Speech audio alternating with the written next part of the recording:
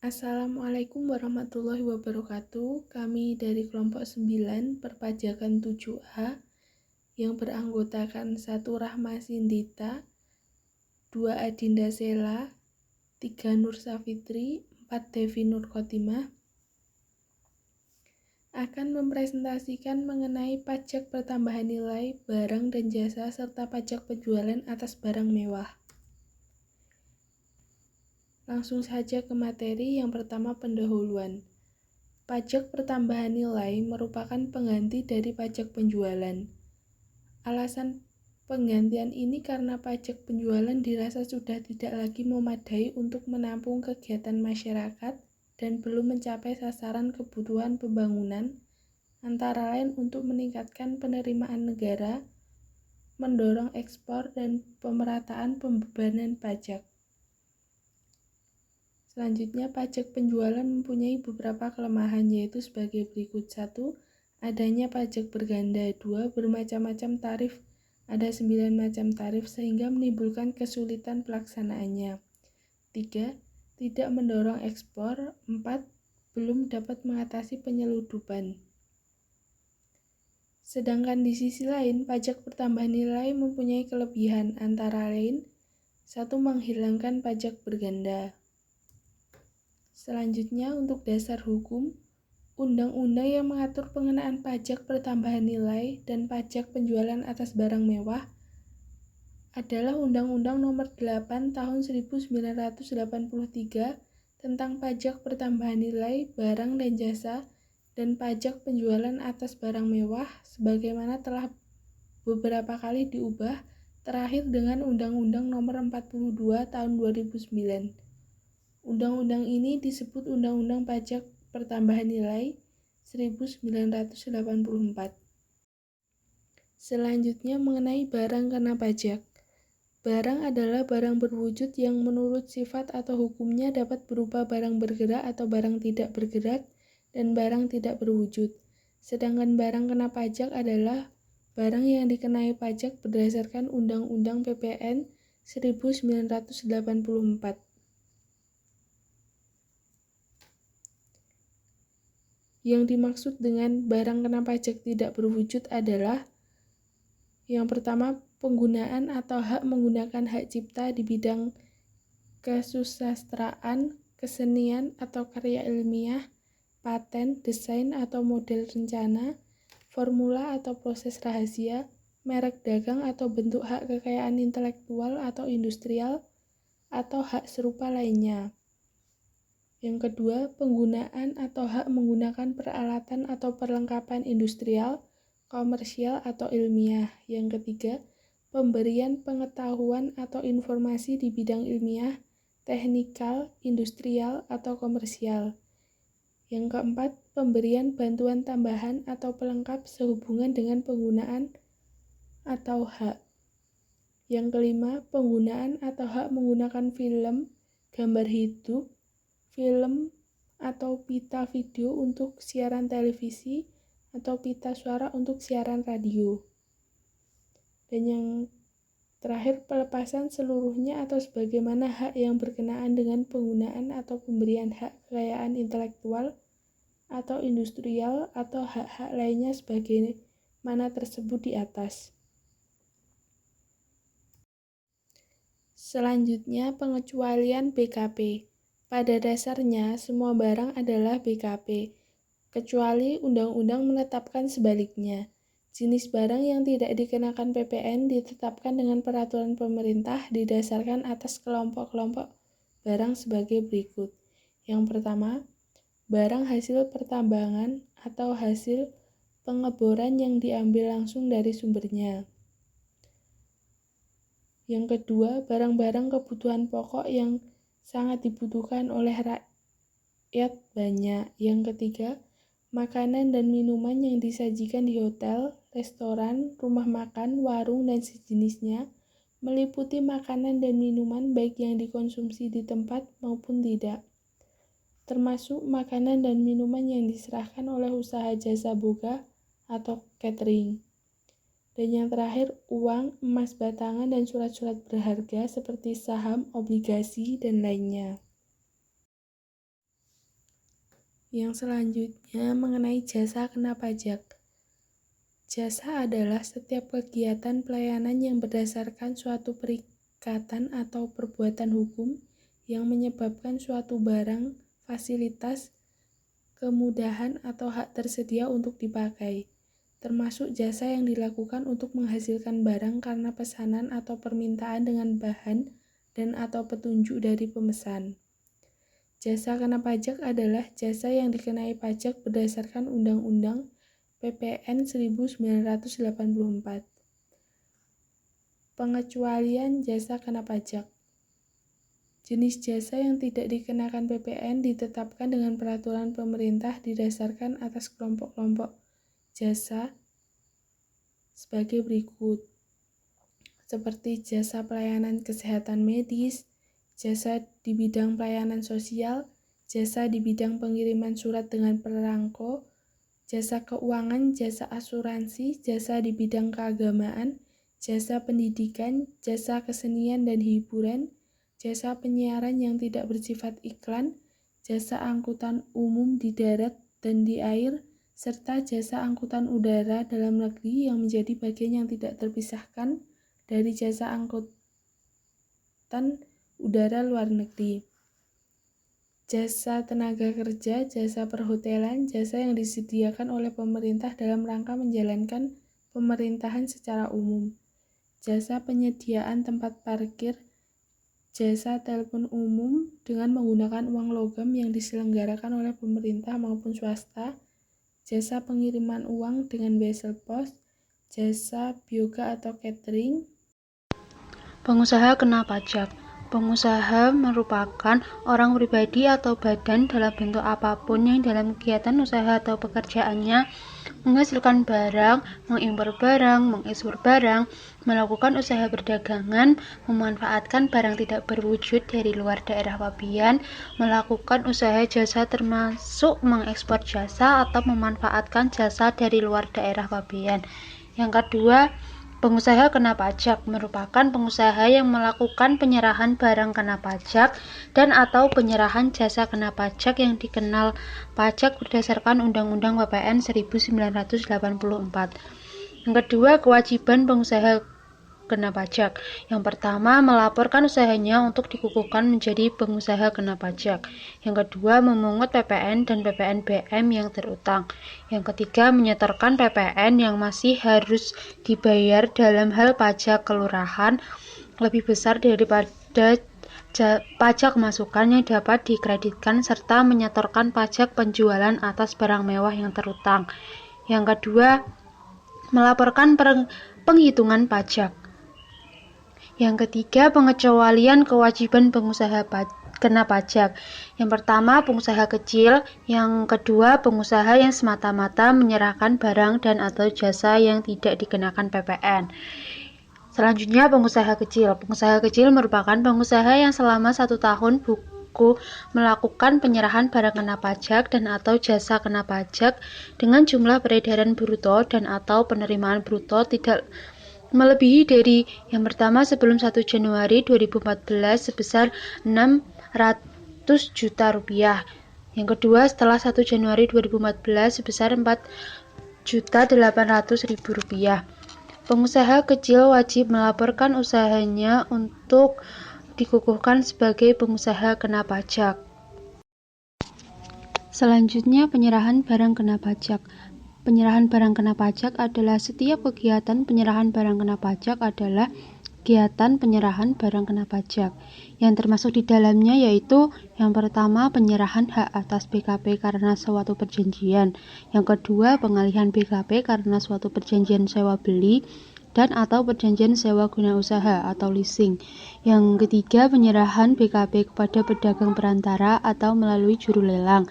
Yang keempat, pemakaian sendiri dan atau pemberian cuma-cuma atas BKP.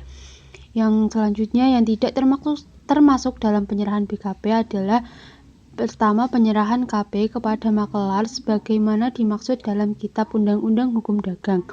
Yang kedua, penyerahan BKP untuk jaminan utang piutang. Dan yang terakhir, penyerahan BKP dari pusat ke cabang atau sebaliknya dan atau penyerahan BKP antar cabang dalam hal PKP melakukan pemusatan tempat pajak terutang. Objek pajak pertambahan nilai. PPN dikenakan atas yang pertama penyerahan BKP di dalam daerah pabean yang dilakukan oleh pengusaha, yang kedua impor BKP, ketiga penyerahan JKP di dalam daerah pabean yang dilakukan oleh pengusaha, yang keempat pemanfaatan BKP tidak berwujud dari luar daerah pabean di dalam daerah pabean, yang kelima pemanfaatan JKP dari luar daerah pabean di dalam daerah pabean. Yang keenam, ekspor BKP berwujud oleh pengusaha kena pajak. Yang ketujuh, ekspor BKP tidak berwujud oleh pengusaha kena pajak. Yang delapan, kegiatan membangun sendiri yang dilakukan tidak dalam kegiatan usaha atau pekerjaan oleh orang pribadi atau badan yang hasilnya digunakan sendiri atau digunakan pihak lain. Dan yang terakhir, penyerahan BKP berupa aktiva yang menurut tujuan semula tidak untuk diperjualbelikan oleh PKP kecuali oleh atas penyerahan aktiva yang pajak masukannya tidak dapat dikreditkan. Pajak penjualan atas barang mewah dengan pertimbangan bahwa yang pertama perlu keseimbangan pembebanan pajak antara konsumen yang berpenghasilan rendah dan konsumen yang berpenghasilan tinggi. Yang kedua, perlu adanya pengendalian pola konsumsi atas BKP yang tergolong rendah. Yang ketiga, perlu adanya pengendalian terhadap produsen kecil dan tradisional. Yang keempat, perlu untuk mengamankan penerimaan negara. Batasan suatu barang termasuk BKP yang tergolong mewah adalah yang pertama, barang tersebut bukan merupakan barang kebutuhan pokok. Yang kedua, barang tersebut dikonsumsi oleh masyarakat tertentu. Yang ketiga, pada umumnya barang tersebut dikonsumsi oleh masyarakat berpenghasilan tinggi.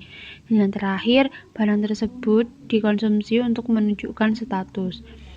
PPNBM dikenakan atas yang pertama penyerahan BKP yang tergolong mewah yang dilakukan oleh pengusaha yang menghasilkan BKP yang tergolong mewah yaitu di dalam daerah pabean dalam kegiatan usaha atau pekerjaannya.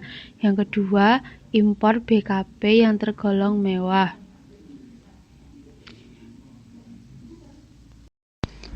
Dasar pengenaan pajak. Untuk menghitung besarnya pajak yang terutang perlu adanya dasar pengenaan pajak.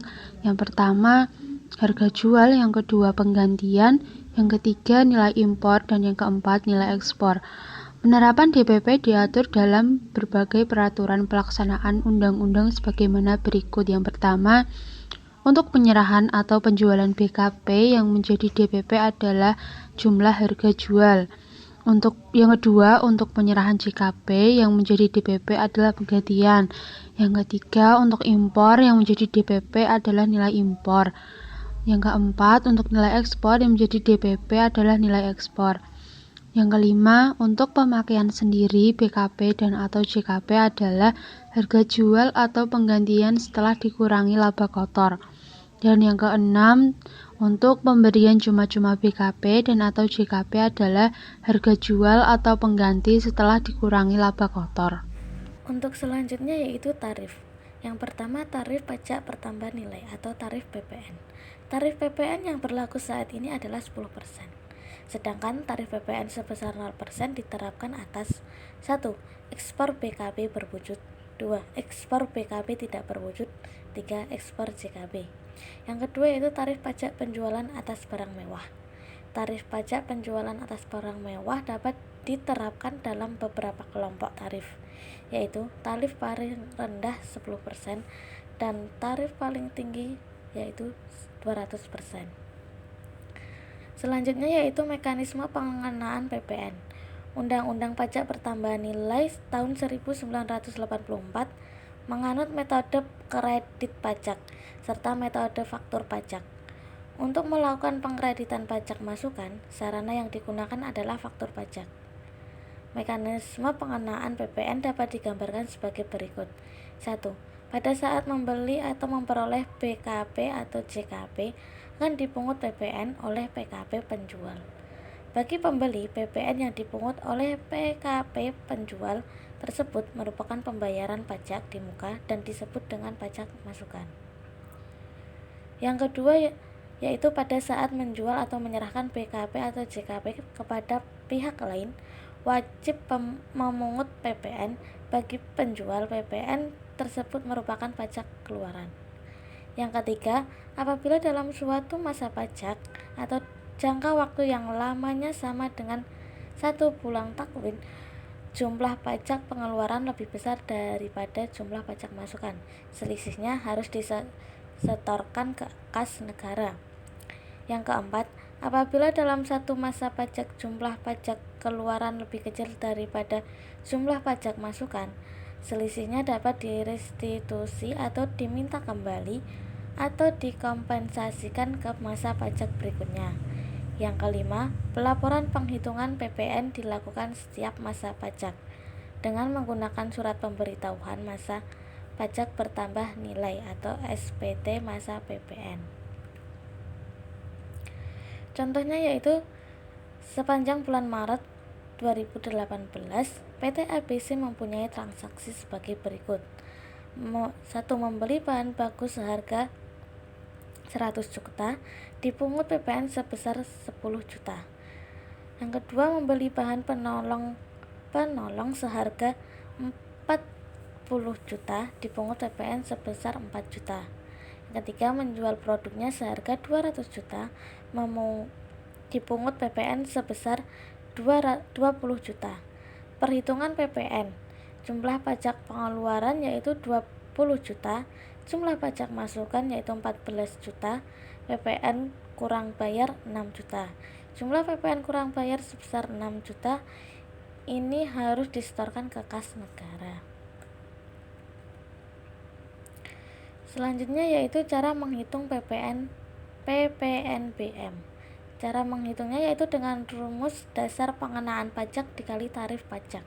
Contohnya, PKB ABC sebagai pabrik menyerahkan barang hasil produksinya dengan harga jual 10 juta. Barang tersebut merupakan PKB yang tergolong mewah dengan tarif PPNBM sebesar 40%. Perhitungan pajak yang harus dipungut adalah sebagai berikut. PPN 10% dikali 10 juta sama dengan 1 juta.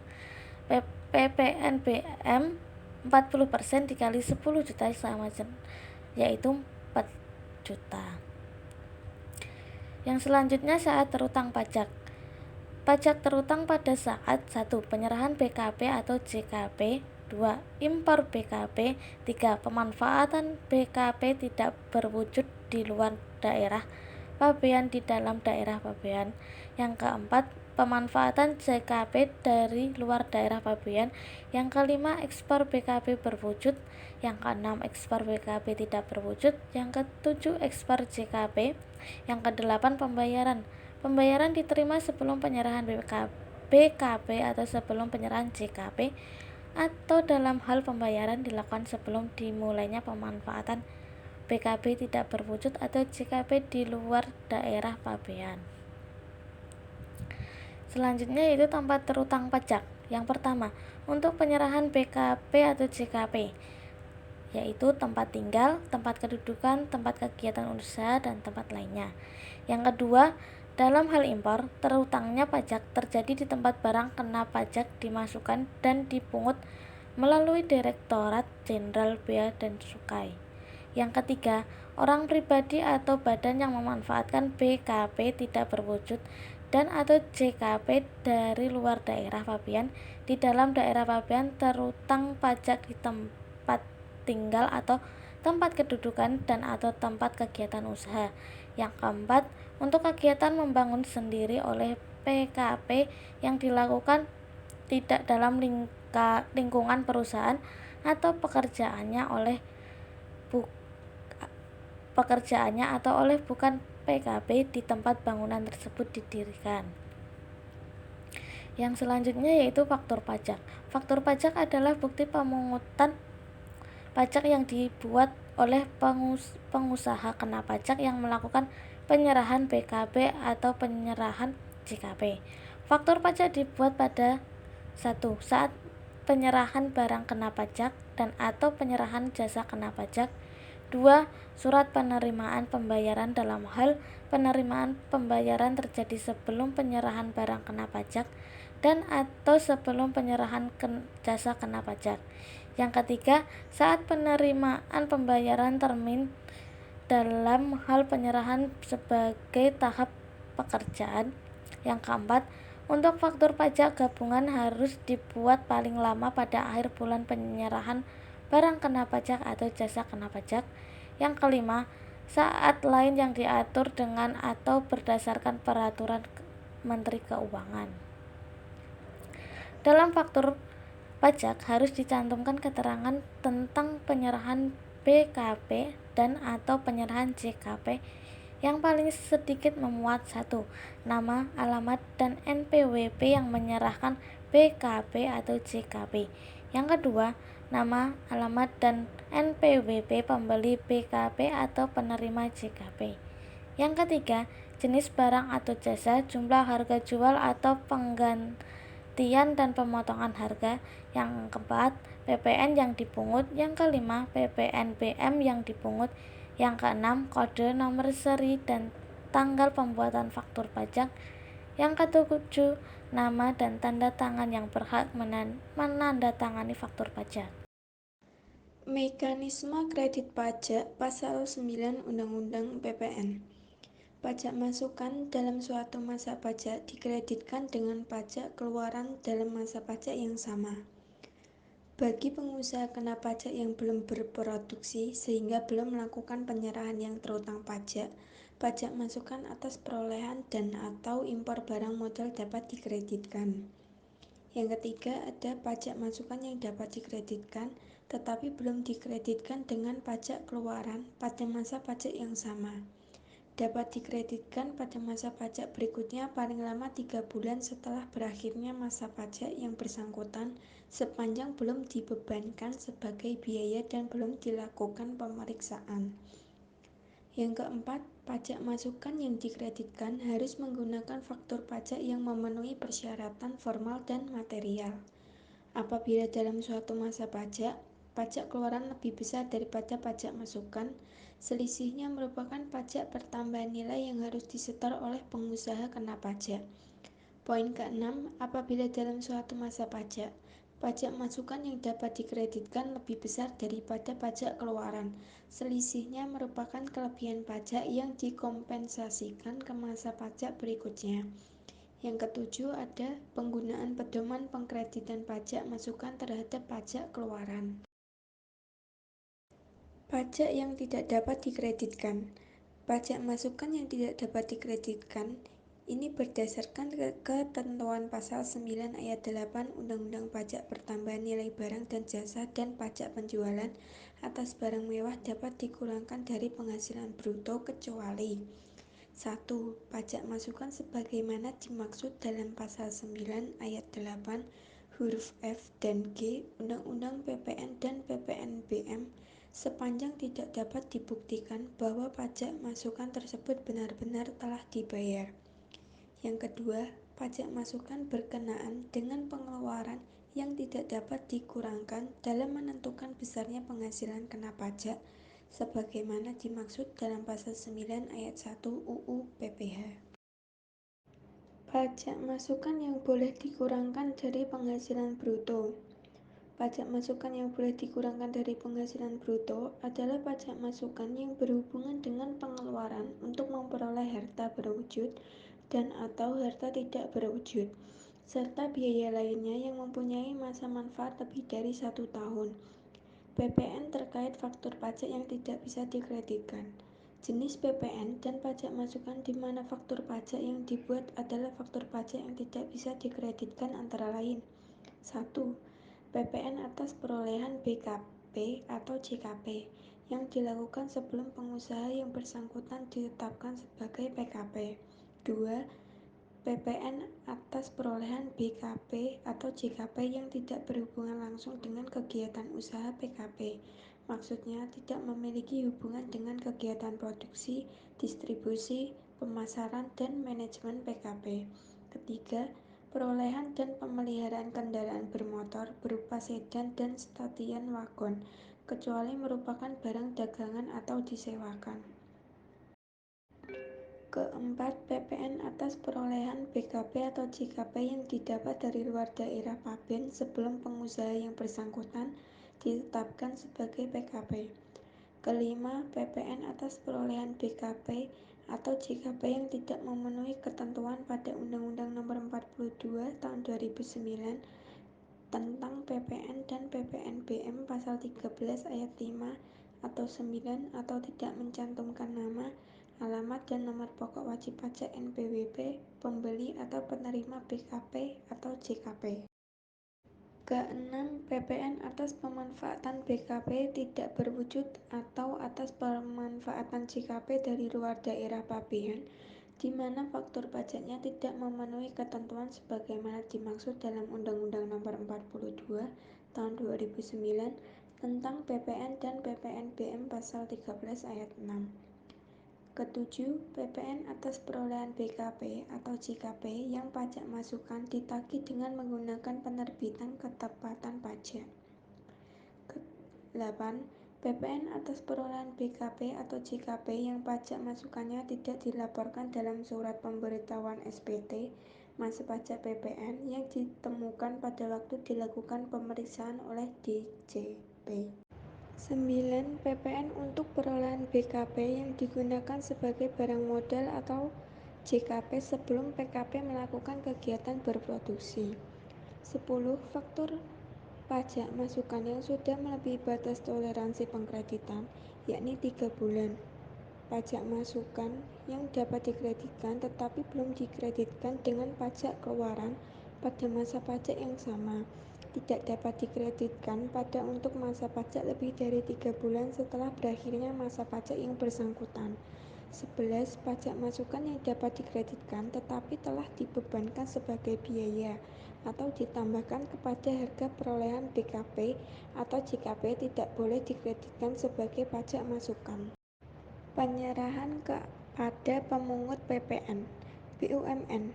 BUMN yang dilakukan restrukturisasi oleh pemerintah setelah tanggal 1 April 2015 dan restrukturisasi tersebut dilakukan melalui pengalihan saham milik negara kepada BUMN lainnya, perusahaan lain yang dimiliki secara langsung oleh BUMN atau kepemilikan saham di atas 25% dan diatur dalam KMK.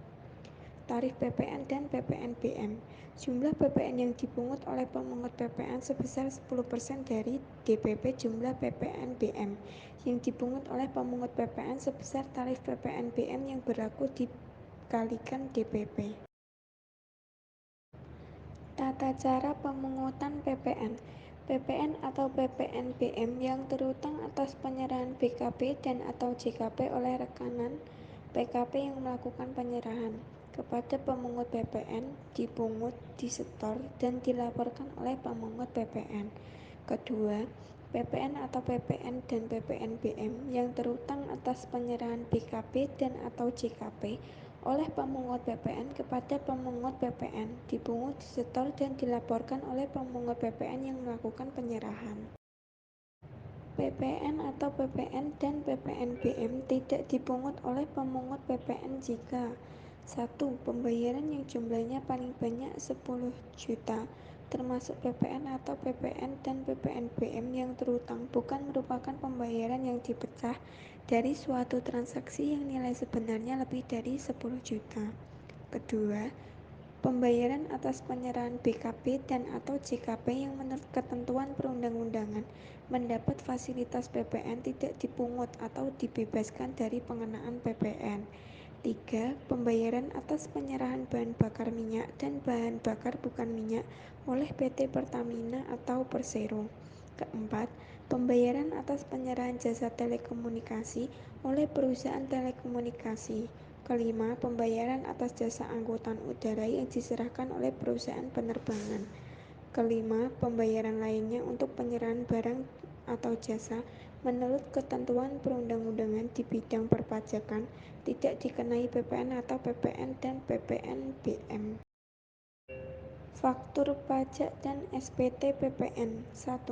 Rekanan yang melakukan penyerahan kepada pemungut PPN wajib membuat faktur pajak untuk setiap penyerahan BKP atau JKP atau penerimaan pembayaran yang mana terjadi terlebih dahulu. 2. Pemungut PPN wajib menyetorkan PPN atau PPN dan PPNBM yang telah dipungut dengan menggunakan SSP paling lama tanggal 15 bulan berikutnya setelah masa pajak dilakukannya pemungutan berakhir. Ketiga, SPP dibuat oleh pemungut PPN atas nama rekanan dengan mencantumkan NPWP, nama alamat rekanan pada kolom NPWP, nama dan alamat, kode dan nomor seri FP pada kolom uraian. Keempat, pemungut PPN harus menyampaikan cetakan atau salinan atau fotokopi SSP kepada rekanan. Kelima, pemungut PPN wajib melaporkan PPN atau PPN dan PPNBM yang telah dipungut dan disetor dengan menggunakan SPT PPN bagi pemungut PPN paling lama akhir bulan berikutnya setelah masa pajak dilakukan. Penyerahan PPN berakhir dengan melampirkan daftar nominal FP dan SSP. PPN atas kegiatan membangun sendiri. PPN membangun sendiri adalah pajak terutang bagi orang pribadi atau badan yang melakukan kegiatan membangun sendiri. Dalam pasal 2 ayat 3 Peraturan Menteri Keuangan Nomor 163 PMK 03/2012, KMS didefinisikan sebagai kegiatan membangun bangunan yang dilakukan tidak dalam kegiatan usaha atau pekerjaan oleh orang pribadi atau badan yang hasilnya digunakan sendiri atau digunakan pihak lain. Penjelasan pasal 16C UU PPN menyebutkan bahwa latar belakang dikenakannya PPN atas KMS adalah untuk mencegah terjadinya penghindaran pengenaan PPN. Dengan demikian, sama halnya dengan aktivitas pembelian rumah dari developer, KMS juga dikenakan PPN. Berdasarkan pasal 2 ayat 1 PMK 163/2012, meskipun KMS terutang PPN, namun tidak semua KMS terutang PPN. KMS yang terutang PPN harus memenuhi ketentuan bangunan yang menjadi objek PPN sebagaimana dijelaskan dalam pasal 2 ayat 4 PMK 163/2012. Cara setor PPN membangun sendiri. Berdasarkan PMK nomor 163 PMK 03/2012, berikut ini cara menghitung PPN membangun sendiri. Pertama, tarif PPN membangun sendiri adalah 2%, sementara dasar pengenaan pajaknya adalah 20% kali total biaya yang dikeluarkan dan atau dibayarkan setiap bulannya. Kedua, penyetoran PPN terutang dilakukan melalui SSP dengan kode akun pajak KAP 411211 dan kode jenis setoran KJS 103. Ketiga, apabila bangunan didirikan di wilayah kerja KPP pertama tempat orang pribadi atau badan yang melakukan kegiatan membangun sendiri terdaftar, maka kolom NPWP yang tercantum pada SSP diisi dengan NPWP orang pribadi atau badan tersebut. Namun, jika bangunan didirikan di wilayah kerja KPP pertama yang berbeda dengan KPP orang pribadi atau badan,